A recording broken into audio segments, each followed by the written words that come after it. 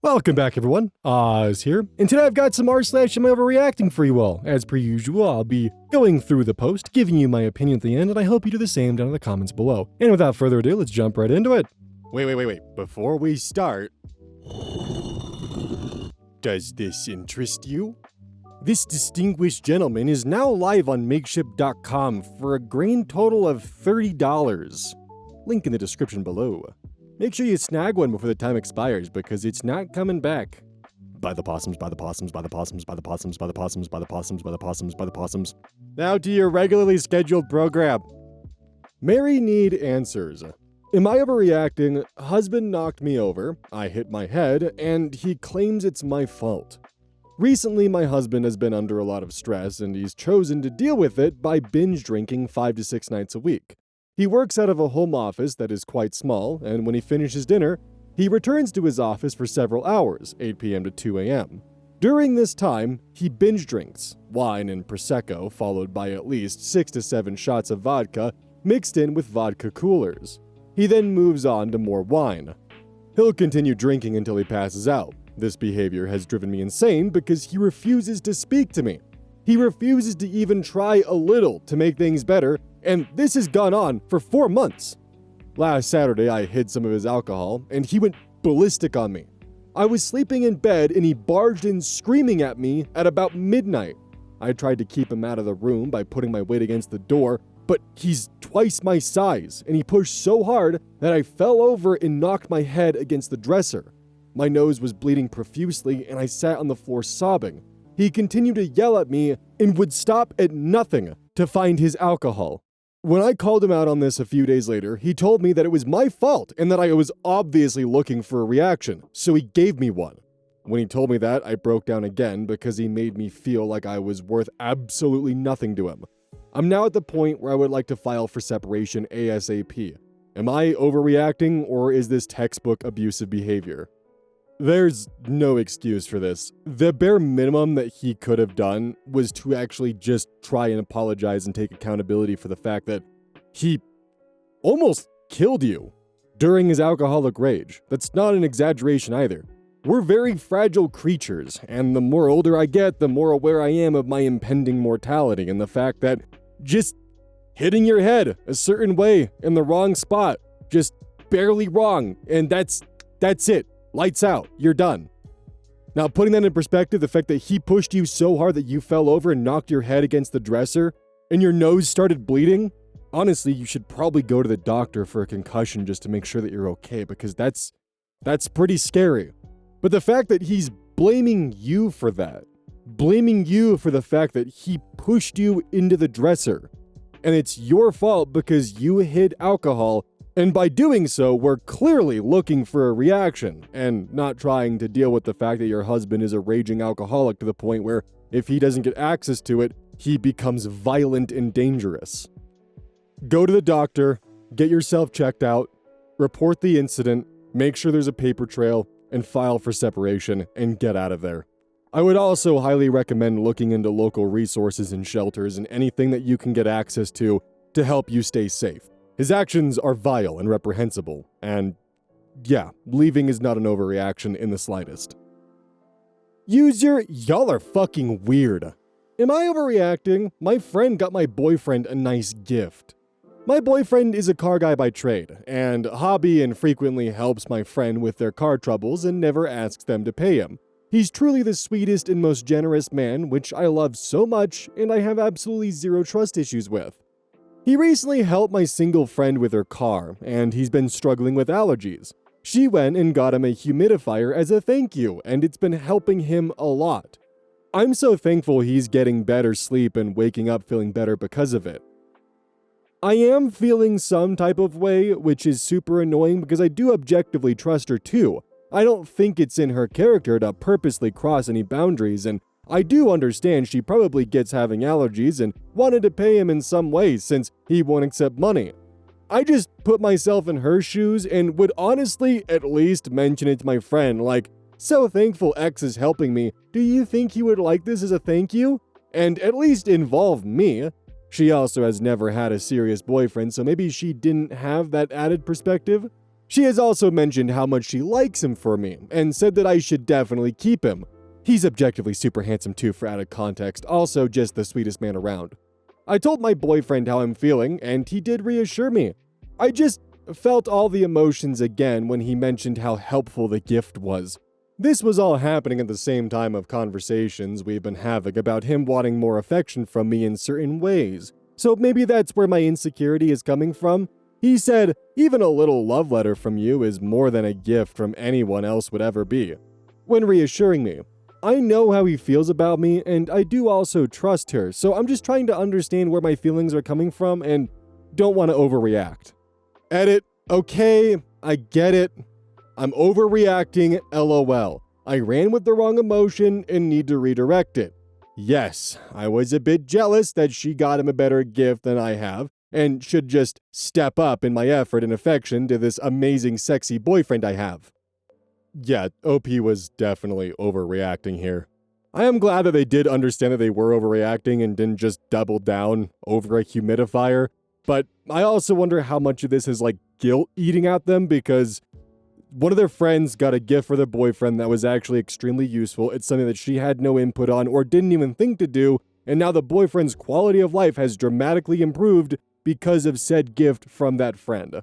That's just maybe kind of a pet theory though, and trying to maybe make a bit more sense of this one. Also, fun fact, this was originally posted in r/Am I the Devil, but I didn't really feel like this person was devil material, so I migrated it to today's video.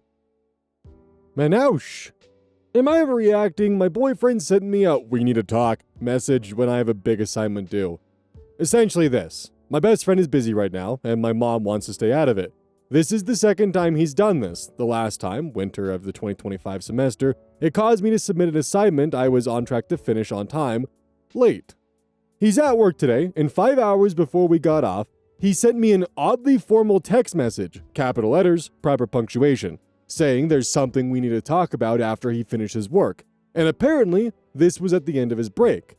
I got really angry and told him he can't do this again, and he either has the conversation now or doesn't do it at all.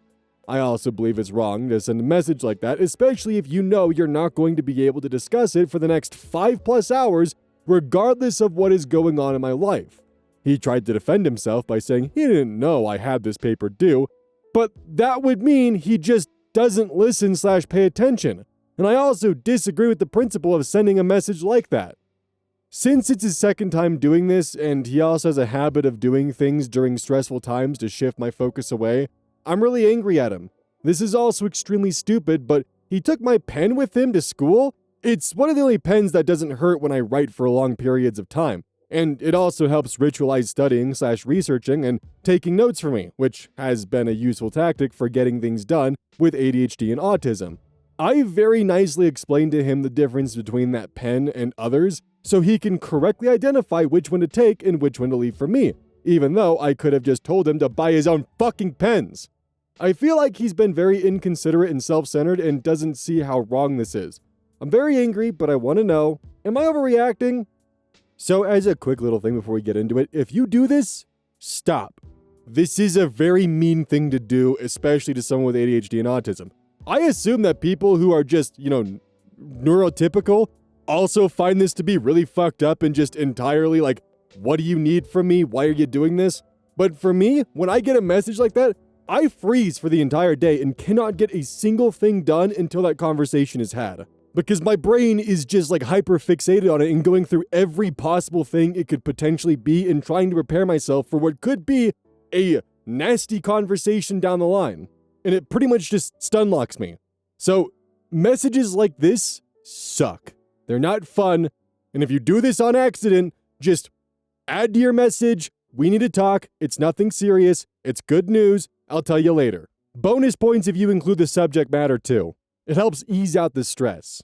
But anyways, there are two types of people who do this. They're the ones who accidentally do this and mean no harm from it, and those that are using it as a manipulation tactic. For those that are doing this by accident, like my father as an example, he'll send me messages like, "call me immediately when you wake up, we need to talk." And of course, I wake up, freaking out, call him and just, "Yeah, I wanted to make sure you were safe. Everything going all right? Cool, we haven't talked in a week, so I just wanted to make sure that you were safe." And that's it. It's a scary ass text message to get or wake up to, but still, Like, he does it on accident, he doesn't mean it, and I have talked to him about it, and it's fine now. But then there are people who do this to actively sabotage you and enjoy the fact that they know you're freaking out about it. I was actually in a relationship with someone who did this to one of their colleagues and looked me in the eyes and said, yeah, I know they're going to freak out about this for a few hours, but when we actually get to the negotiating table, they'll be more likely to agree to anything that I offer. It's gross. And then I realized they've been doing that shit to me. It's purposeful, and it's a manipulation tactic. It's specifically so that way you're more likely to fall in line with what they want. It's for control, it's for manipulation, and if they continue doing it after you've explicitly told them not to do this, they're probably doing it because they know it gives control over you. And with reading this story here, and even with something as innocuous as inoculation, innocuous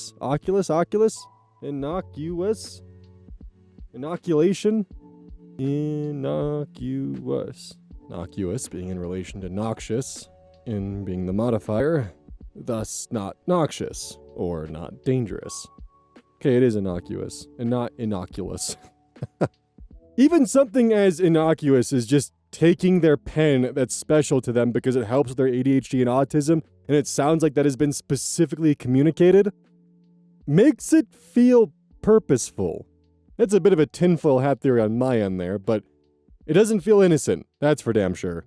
And the thing is if he continues stressing OP out and doesn't have any remorse for it and continues to stress them out, even beyond this point after you've specifically let out the fact that his actions are stressing you out, then I'd say just leave him. It's not worth it. Buddy doesn't respect you and likes playing with your strings. And if he can't keep his hands off them, then cut him.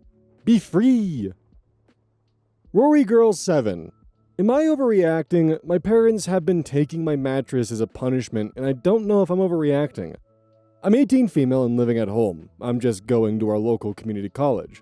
I struggle really badly with my mental health. I have a few diagnosed disorders. I'm medicated, I see a counselor and a therapist, 2 separate people, and take a bunch of supplements that are meant to help me with my mental health. My parents pay for all of this, and I am so incredibly grateful for that. Despite all the help I'm getting, I'm not doing well mentally. My room is a wreck despite trying to clean it for weeks.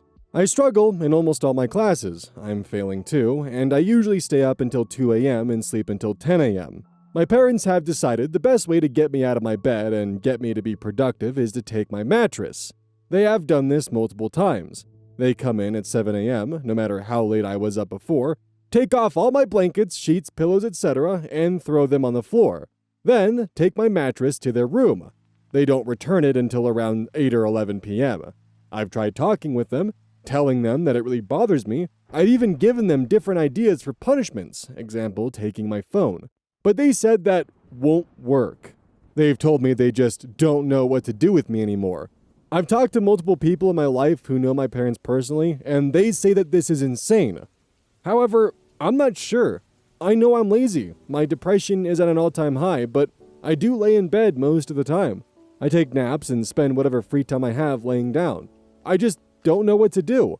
Am I overreacting? Is this a valid punishment? I truly want to know. My parents are my best friends. I don't know if this is normal. Summary, I struggle with my mental health and lay in bed a lot. My parents have decided to deal with this by taking away my mattress. Edit, I didn't expect this to blow up. Haha. I really do appreciate the comments, especially the ones that are giving me advice about my depression. I'm currently cleaning my room. The comments gave me the motivation to do it. Thanks guys. Smiley face. Also, I forgot something in the original post. They haven't taken my mattress in about a month. They took it a few times before I tried to sit down and talk with them, which didn't go great. But they listened at least. They haven't taken it since, but it is threatened. Example, if you aren't up and ready in 10 minutes, I'm taking your mattress. My parents are good parents compared to others, but they have their faults. They are truly my best friends. I just wish I could explain to them how they aren't helping me by doing this. Edit for info, yes, I have been assessed and diagnosed with ADHD. Y'all clocked me fast, LMAO. I have that and a few other disorders. Another edit for info, I am on prescription antidepressants and also take supplements. Now, what OP's parents are doing is obviously wrong. Taking someone's mattress is not an apt punishment. They're also 18, so, bit of a weird territory there. However, Pizza Slinger puts a very nice comment that I think is just generally really good life advice. Boomer Dad here. I would like to focus on you, not your parents, and sincerely want to help. I have PTSD from the service. I floundered after I left it, and God bless my wife and my psychiatrist. Routine is the key to my mental health. Routine, routine, routine. Here is a very rough draft that might help you. 1. Set alarm for the same time of day. 2. Get up, make your bed. 3. Put your PJs away, shower and get dressed, breakfast, take your meds. 4. School. 5. Lunch. 6. Whatever you do in the afternoon. 7. Home, homework, and chores that help the whole house. 8. Dinner. 9. Laundry. 10. In bed, same time.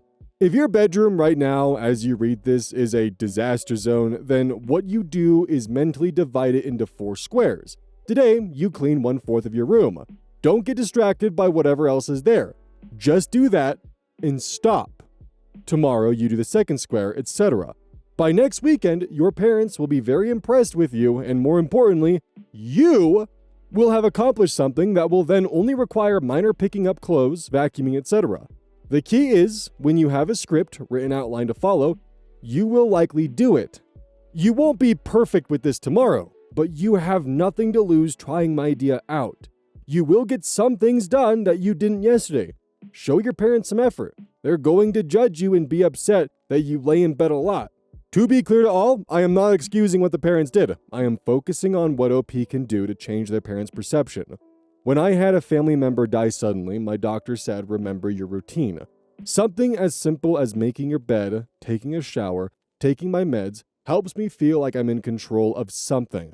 I'm retired now, which is also very stressful as I'm still finding my way. I get depressed, but I'm no longer disorganized. When I keep to my routine, I'm in control of most of what does or doesn't happen. Best of luck to you. Tomorrow, just tell yourself you will give my plan 1 week. I felt like this was just really good advice here, because I think everyone can agree the mattress situation is just messed up. Parents shouldn't be doing that. But I do like that this commenter actually gave OP good advice that could help improve their situation, not just with their parents, but their life in general.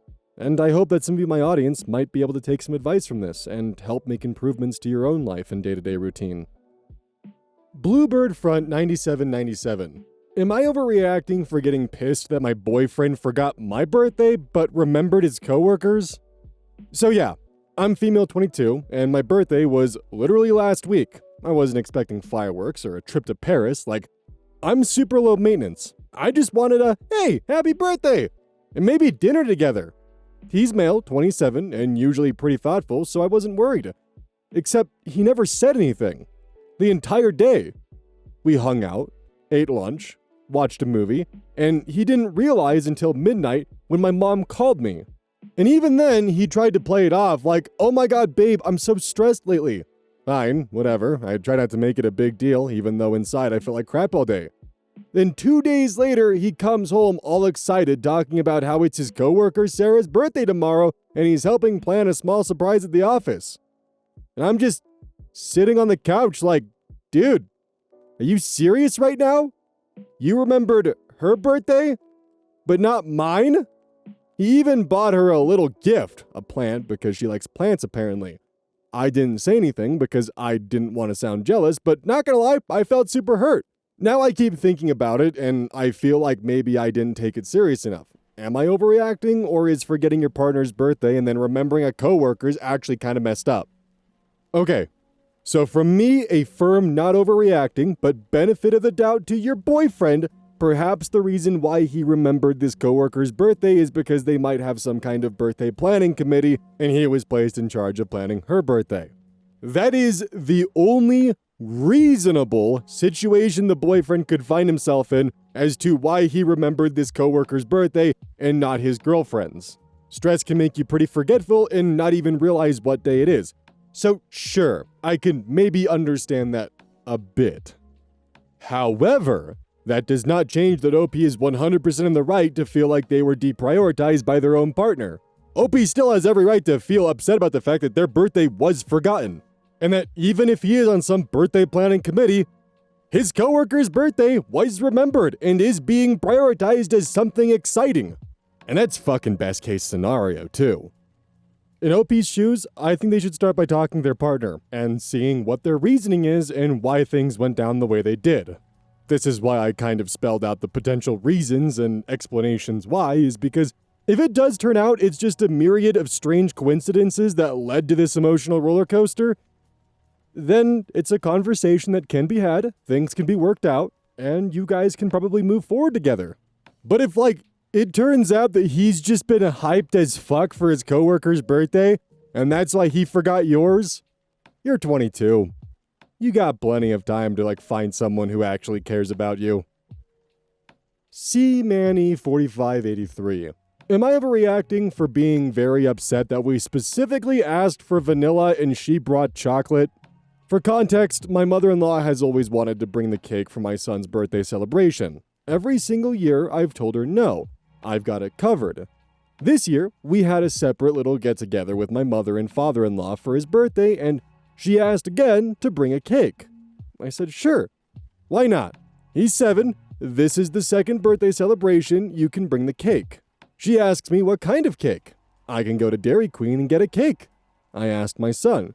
He said he wanted a plain vanilla ice cream cake. Just ice cream and only vanilla. No chocolate crunchies or chocolate or cake. I texted her that, reiterating what he wanted twice. Plain vanilla, only ice cream. No chocolate or crunchies. Well, here comes the birthday get-together, and she brings a cake she made. She put Oreos on the bottom of a glass dish, vanilla ice cream from the grocery store that she thought enough to smash onto the Oreos, a layer of hot fudge, and a layer of Cool Whip. My son doesn't like chocolate or crunch in his cake, and the Oreos were so thick, they were so crunchy. It's his birthday, not hers. I'm just so mad about this. I'm unbelievably annoyed. Neither me nor the kids ate the cake. And then she asked what size to buy him. I tell her, and then she buys him a bigger size. So now I'm supposed to keep these clothes for a year? She doesn't listen. She's not allowed to babysit because she doesn't listen. Am I overreacting if I just never want to talk to her again? Okay, so not overreacting, but it might be a tad overreaction to never talk to her again. She means well, but this is a good intentions are paving the road to hell because not only does she mean well, but she thinks she knows better. She does listen, she just thinks that she knows better.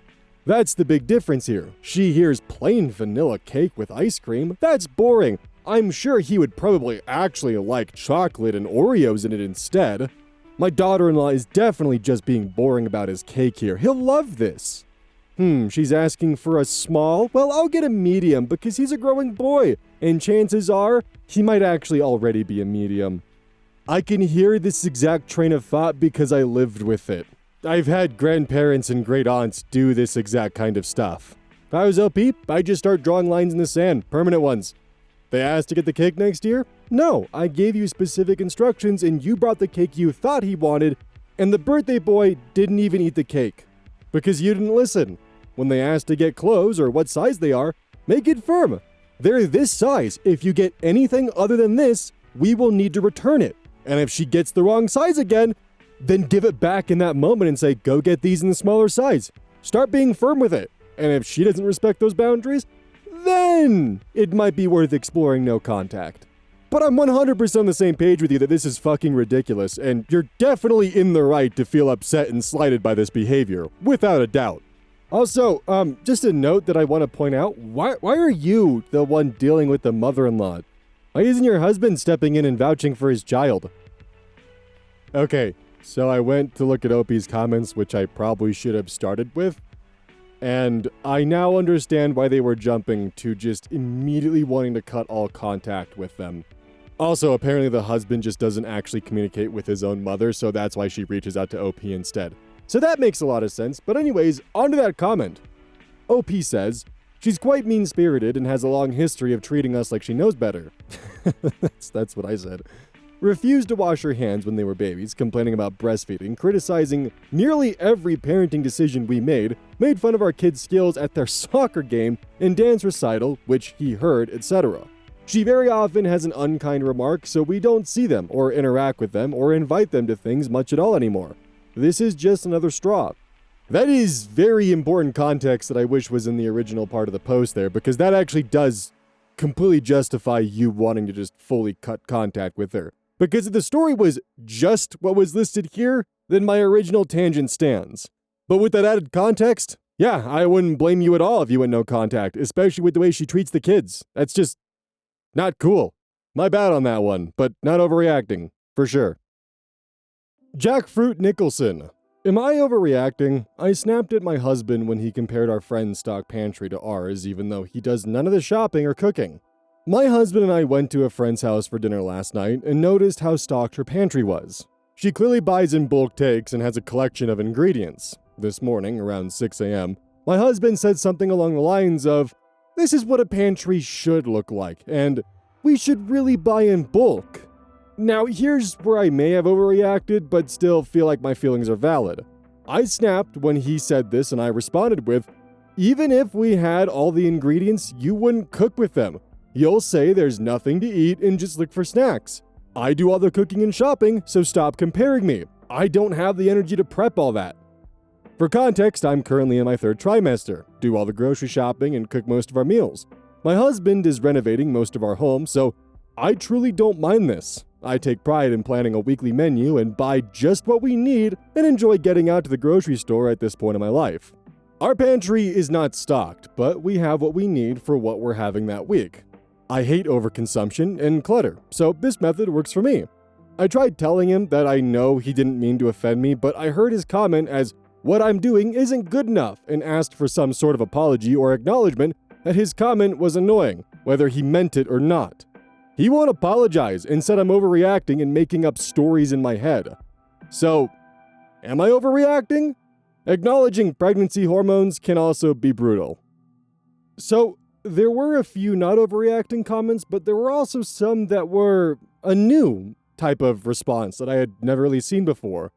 Mostly overreacting, which from what I can tell is your feelings are valid, but let's pump the brakes a bit.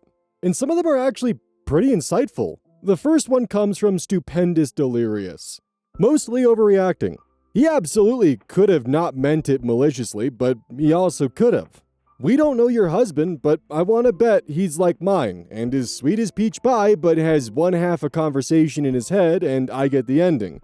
Was he maybe just thinking back and thought, damn, buying bulk is smart, plenty of snacks. But instead what came out was, our pantry should look like that. And you heard, you suck, our pantry sucks, there's no food in the house, be a better wife. This is a normal occurrence in relationships, especially if one has trauma, and so their automatic response is to defend and offend. Ask me how I know. So therapy says to try the wait, pause, explain, because when you say X, Y, and Z, I hear ABC. For this situation, husband said, pantry should look like friend's wife. You get offended, and instead of going defense, you don't. Therapy says, wait, pause, can you explain what you mean? And if you have control of your offense, go into it. Because when you say our pantry should look like theirs, my ears hear, he is not happy with how I keep the pantry, therefore I am not a good wife. Then let him explain, and hopefully, he's got it enough to say, oh, no, honey, I'm sorry. What I meant was, maybe we should try buying in bulk for, 3 months. Sometimes I don't want to create a snack, I just want to grab and go, It's nothing against you or our house, it's just me being hungry and lazy. I love you and how you run our house. It's really hard to do it in the moment, and sometimes my husband has to wait, pause, what did you hear me say? And when I repeat it, it is absolutely my ears hearing ABC do his XYZ, and then he says, wait, no honey, I said ABC, not XYZ. I would never say that to you. I love you. And we hug it out and restart the offensive conversation the way it could have / should have gone. And of course, another comment from Young Healthy Lungs. It doesn't sound like your husband intended his comment as a criticism. Tone is impossible to read from text, but given the context of him renovating and thinking about the home, it's reasonable to assume he was just commenting on something he liked or found practical. That said, your reaction also makes sense. You're in your 3rd trimester. You're doing all the shopping and cooking, and you have a clear system that works for you. When you're already carrying most of the mental and physical load for food, a comparison, even innocent, can easily land as what you're doing isn't enough. What you wrote here shows a lot of self-reflection. Quote, I tried telling him that I know he didn't mean to offend me, but I heard his comment as what I'm doing isn't good enough, end quote. That's actually great emotional insight. You recognize the difference between his intent and the impact those words had on you, which is something many people struggle with even outside pregnancy.